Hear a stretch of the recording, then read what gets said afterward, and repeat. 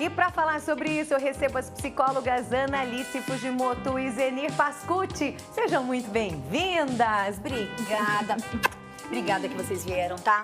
Prazerzão receber vocês. Vamos começar? O que é explicando a NR01? O que é, afinal de contas? O que é, afinal de contas, a NR1 que está aí em todas as mídias? Bem, a NR1 é a norma regulamentadora e ela sofreu uma mudança em 2024. Ela foi atualizada. Tá. Antes, as empresas, elas gerenciavam os riscos químicos, os ruídos e os físicos. Tá. Agora, Sara, as empresas precisam gerenciar também toda a organização do trabalho. A partir de quê? Do mapeamento dos riscos psicossociais. Então, quais são esses riscos psicossociais? Então, geralmente as pessoas perguntam, mas Zenir, quais são esses riscos? Nós podemos citar alguns. O assédio, nós podemos citar uma liderança tóxica, nós podemos citar também falta, inclusive, de organização do próprio trabalho, das atividades, nós podemos citar sobrecarga de trabalho, entre outras. Então, a partir do momento dessa nova atualização da NR1, que a NR1 é a mãe de todas as outras normas, houve essa atualização e as empresas agora, ela precisa também avaliar, mapear e criar ações para mitigar e até para prevenir os riscos psicossociais. Analice, a gente pode dizer, afirmar que quando a gente está tratando de saúde mental dentro do trabalho, casos de crise de ansiedade, burnout, tudo isso pode impactar a economia de um país? Com certeza. Como? Com certeza, porque aí nós temos um efeito que eu chamo de cascata, né? Então, assim, a saúde mental deixou de ser algo individual, seu ou meu, para ser um problema coletivo, né? Por quê? Porque se um colaborador, certo, numa empresa, ele está com alguma dificuldade, ele vai gerar prejuízo naquela empresa por conta dessas faltas que vão começar a acontecer. Isso de acordo com tudo que a Zenir acabou de dizer, né? Agora, pensa isso de maneira não só numa empresa, em várias empresas. Então, é óbvio, que acaba gerando o quê? Um prejuízo econômico social. E isso que você está falando, a própria Organização Internacional do Trabalho, que é a OIT, a OMS, os órgãos públicos estão realmente muito preocupados, atualmente, como vai acontecer os próximos anos em relação à saúde mental, porque está havendo uma avalanche de afastamentos. Gente, desculpa a pergunta, mas vocês estão na psicologia há quanto tempo? Eu estou há mais de 10 anos. Eu estou há 30 anos, Sara. A pergunta que eu quero fazer, o que está acontecendo? Por que isso está aumentando tanto? Por que tanto afastamento por causa de burnout, de problemas na saúde mental? O que está acontecendo? E a gente consegue, será, descobrir a causa disso tudo? São as redes sociais? É a cobrança? É o mundo que está doido? A gente está vivendo no automático? O que é? Eu quero saber se a gente consegue descobrir para a gente tentar achar uma solução. Sim, dá para a gente pensar assim, não podemos afirmar que é só a tecnologia, não podemos afirmar que é um evento isolado. Não é só a pandemia. Vamos pensar que a pandemia, ela trouxe algo que já estava ali escondidinho, talvez, né? E também a gente pode pensar que a questão das redes sociais. Óbvio, a gente tem aí várias patologias associadas ao excesso, de tecnologia, de redes sociais. Mas não é só isso. Eu costumo dizer, quando me fazem essa pergunta, que é uma questão multifatorial. Não é um elemento isolado, mas muitas coisas que vão acontecendo ao mesmo tempo, multifatores, que vai desencadeando esse excesso. Então, assim, todo excesso, ele vai produzir algo, no indivíduo. Então, assim, o burnout é exaustão.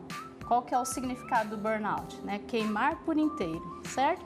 Então, é exaustão. Então, todo excesso, ele vai produzir algum tipo de prejuízo. Então, a gente não pode afirmar que é a tecnologia, é a aceleração, porque, assim, trouxe benefícios. O problema é como eu, enquanto indivíduo, consigo colocar limites, né, dentro dessa atmosfera ou dentro desse cenário que nós estamos vivendo agora, né? Como que a gente faz? A questão é o excesso, né? Na minha opinião, né? Zeli, há 30 anos. Vamos lá, vamos voltar a 30 anos. Há 30 anos, não faça uma conta quantos anos faço. eu tenho, tá? Você estava começando a clinicar, tá bom. Você não via tantos casos, nem se falava em burnout, tudo bem, vamos esquecer a questão do nome, tudo bem, talvez não tivesse a nomenclatura, mas existia a estafa por causa de trabalho, estresse, ansiedade, ok. Mas não era tão forte assim, tantos casos, tão presente assim. Exato. Era? Não era? Não era. Você via isso? Não era. Olha, esse seu questionamento, Sara, ele é bem pertinente e os alunos, inclusive, como eu sou professora universitária, os alunos sempre comentam, mas professora, né, com todo esse tempo de formada, como que era isso lá atrás? Exatamente. Sara, sempre a doença mental, ela sempre existiu. Sim. Né? Portanto, com essa aceleração, essa pressão de produtividade, isso com certeza aumentou muito mais. E tem um outro fator, que além dos que a Ana já citou, tem um outro fator muito importante, que com a vinda da comunicação, com acesso à comunicação, então hoje é possível, também com o avanço da medicina, é possível se diagnosticar muito mais, é possível comentar muito mais nas redes sociais e que bom que nós estamos falando sobre isso. Portanto, isso vai para as estatísticas, que lá atrás não ia. Né? Há 30 anos atrás, nós não tínhamos essas estatísticas. Aconteciam casos, mas a gente nem ficava sabendo. Nós nem ficávamos sabendo, Sara. E hoje, nós estamos sabendo. E que bom que estamos sabendo. Portanto, virou estatística. E o INSS está muito preocupado, a Organização Mundial de Saúde está preocupada e a Organização Internacional do Trabalho também está preocupada, ou seja, é uma preocupação mundial, uma preocupação coletiva. Olha só, estou com um dado aqui que no ano passado o Brasil teve 4 milhões de afastamentos no trabalho. 4 milhões! É muita coisa. Ou seja, não vou dizer que todos esses afastamentos são por causa de saúde mental, mas eu posso te afirmar que aí uns 80% deve ser. Meu Deus, é muita coisa. É muita Como coisa. que não vai gerar um impacto econômico? Nossa vocalista da Banda Essence maravilhosa, que canta, que faz o que ama, que não trabalha um dia sequer. Pois é. Não é bem assim, né? Existe a pressão. E é psicóloga ainda? Eu sou psicóloga. Meu Deus do céu. Você tem visto muito isso também, a questão do burnout, da estafa mental, ansiedade, depressão, por causa do trabalho? Vejo bastante, né? Tenho aí uma carreira aí dentro da área da psicologia organizacional também. Vejo bastante isso acontecer e já aconteceu comigo também. Você já teve burnout? Sim, Eu em também. 2023 e foi assim, devastador, né? Então, realmente, para o pessoal aí que passa por essa situação, procure ajuda, vocês não estão sozinhos. Sim. E estamos aqui, profissionais aqui da saúde mental, para te ajudar. Olha só, que a gente fala assim, mas é psicóloga, não vai passar. Ninguém tá, né? Parece. Todo mundo pode, né? Sim. Em casa de ferreiro, espeto é realmente de pau. Não é, né? Não é, né? Porque não tem como a gente falar, mas é psicóloga, ou então ela canta, ou então ela é apresentadora de TV. Eu fiquei um ano afastada. Por causa de burnout. 43 999 520380. Eu quero saber como que anda a saúde mental por aí. O que você acha dessas novas regulamentações? Isso vai realmente ajudar na prática, efetivamente? Esperamos que sim. Vamos ver a mensagem de telespectador? Coloca aí na tela pra gente. A Ana mandou o seguinte. Boa tarde, Sara. Faz um ano esse mês que passei por isso na última empresa que trabalhei. Fiquei doente pelo ambiente tóxico de trabalho. A gente falou aqui essa semana ainda sobre assédio moral, assédio sexual. E não é só isso. Não precisa nem chegar a um ponto de um assédio, que acho que talvez seria, né, o ápice. Mas as pessoas podem passar por relacionamentos tóxicos dentro da empresa. às vezes com o superior, hierarquicamente, às vezes até com um colaborador ali, não é verdade? Total. Pode acontecer. Claro. Com certeza. Olha lá, mais mensagem de telespectadora Priscila. Oi, Sara, boa tarde a todos. Eu não consegui entender como a questão da saúde mental pode afetar a economia. Calma, a gente vai te explicar. Analice, vamos lá. Se 4 milhões no ano passado faltaram no trabalho, vamos supor que seja aí 80% ou 100% por causa de saúde mental. Então, os empresários, eles tiveram que dar licença, eles tiveram que, às vezes, contratar uma mão de obra ali, não é verdade? Uma substituição. Uma substituição. Sim. Então, tiveram custos. Tá virando economia. A pessoa tá parada. Muita gente que tá parando de trabalhar não é CLT, ou seja, não vai ganhar. A economia não vai girar. Sim. É isso? É isso. E é o que eu acabei de falar, né? Pensa assim, se um funcionário de uma empresa, nós estamos falando de um funcionário de uma empresa, agora multiplica isso, quantas empresas nós temos no nosso país? Vamos pensar assim. E empresas de grande e de pequeno porte, Exatamente, microempresas. exatamente. Então, assim, é um efeito cascata. E nós não estamos falando, olha lá, a quantidade de afastamentos. Agora, pensa se uma empresa de 300 colaboradores, uma empresa pequena, se 10 pedirem afastamento. Agora, pensa nesse prejuízo dessa empresa que não vai ter a produtividade que eles almejavam ter. Então, no final do mês, o que tem? Prejuízo. Então, assim, é um efeito cascata. A gente fala assim, dá a impressão assim, nossa, estão exagerando. Não é exagero quando a gente entende que isso é um efeito macro, não é uma única empresa. Exatamente. São empresas do país todo. E agora, falando, né, em relação a mundial. Sim. Né? Eu já tenho conhecimento do exterior de que pessoas cada vez mais estão sendo afastadas por conta, né, de burnout, de exaustão. E justamente por conta dessa aceleração, óbvio, a tecnologia, como eu falei, né, se tudo tem um limite para ser usado, né, e é ótimo. E com a questão da informação, é ótimo também porque isso chega a nós com mais rapidez. Então, tem como pensar em propostas para melhorar isso. Agora, infelizmente, o que a gente tem, né? Cada vez mais esse volume, né? Então, a psicologia precisa trabalhar. Trabalhar muito. Mas sabe o que eu penso? Por exemplo, assim, profissionais liberais, que às vezes nem estão na estatística. Nem estão na estatística. Tem muito mais gente. Não, 4 milhões é muito, Sim. mas deve ter mais. Um profissional liberal, você, minha amiga, você é manicure. Se você não trabalhar, você não ganha. Daí você vai ficar afastada. 6 meses, 1 ano. E aí? Não vai impactar a economia? E as relações familiares também. Impacta tudo. Impacta tudo. Mais mensagem de telespectador 43999520380. Participa comigo, manda mensagem, manda suas dúvidas. Eu quero saber quem aí já teve burnout, quem aí já ficou afastado por causa da sua saúde mental. Renato Leite, a situação atual da saúde mental refere-se a trabalhar por necessidade, não no que gosta. Exemplo, muitas vezes o cidadão trabalha em uma empresa porque necessita daquele trabalho para as necessidades pessoais, mas geralmente não é no que gostaria de trabalhar. Renato, vou te dizer uma coisa, eu amo o que eu faço. Quando eu tive burnout, eu trabalhava com o que eu amava. Eu amo apresentar o programa, mas nem por isso nos deixa, como posso dizer, imunes para não sofrer um burnout. Não é nem só isso. Você faz o que você gosta. E aí, agora, eu posso falar uma coisa, Pode né? falar. Por fazer o que a gente gosta, é que às vezes a gente exagera, porque você não vê o tempo passar. Pronto. Esses dias eu estava conversando com uma amiga, né, que nós nos deparamos com a situação assim, quantas horas você está trabalhando por dia? Eu não sei. Aí eu fui contar e eu me assustei, eu trabalho mais de 12 a 14 horas por dia. Então eu não estou imune a isso. Exatamente onde eu queria chegar. Você faz o que você gosta. Sim, Você fazia o que você gostava quando você teve burnout. sim. Então não é só quem trabalha fazendo o que não gosta. Olha aí, ninguém está imune. Não estamos imunes. E nós precisamos nos cuidar. Efetivamente, tá? O que a NR1 ela pode nos ajudar dentro de uma empresa? Muito. Vai nos amparar. Vai nos amparar.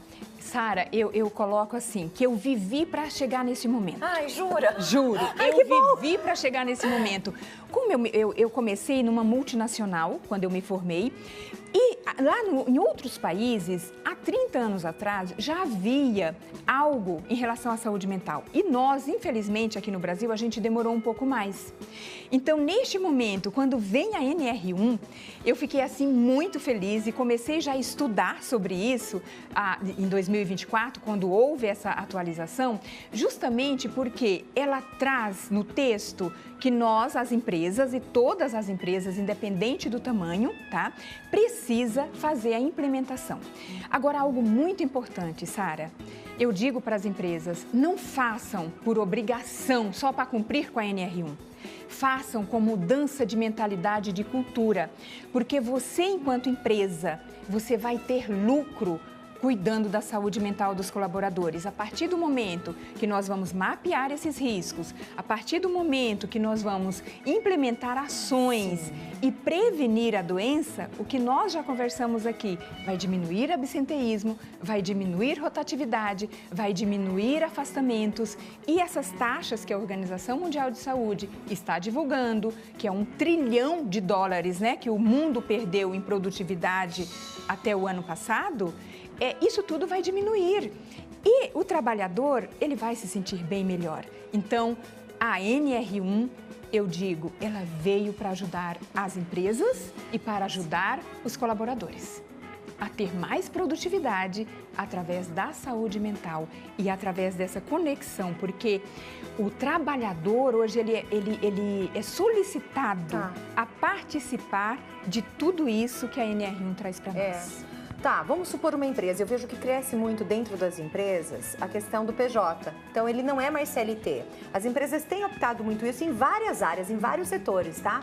Esse PJ, ele também será contemplado com esses benefícios da NR1 ou não? Ele é PJ, não tem benefício, é só quem é CLT? Isso, a pessoa jurídica. Isso é muito importante, tá? Ainda tem essa discussão. Tá. Se eu estou avaliando, né, o mapeamento, fazendo um mapeamento de risco numa determinada empresa X, que tem vários PJs, que isso é bem comum, como a Sara acabou de dizer, se nós vamos incluir esses PJs já nesse mapeamento das empresas ou não. Por que a discussão? Por quê? Teoricamente, Sara, esse PJ tem que fazer o mapeamento de risco lá da sua empresa, que é uma empresa que tenha um funcionário ou dois, mas precisa fazer, tá?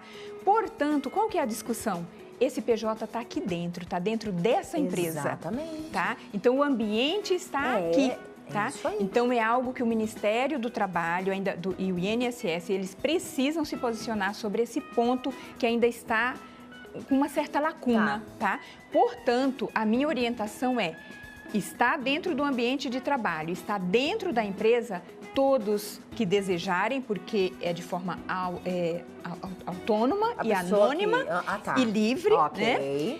Ela deverá participar se assim ela desejar, porque ela está no ambiente de trabalho. Concordo com você. Espero que eles consigam avaliar isso. Exato. Bora ver mais mensagem de telespectador? Marisa Aguiar. Oi, Sara, boa tarde, tudo bem?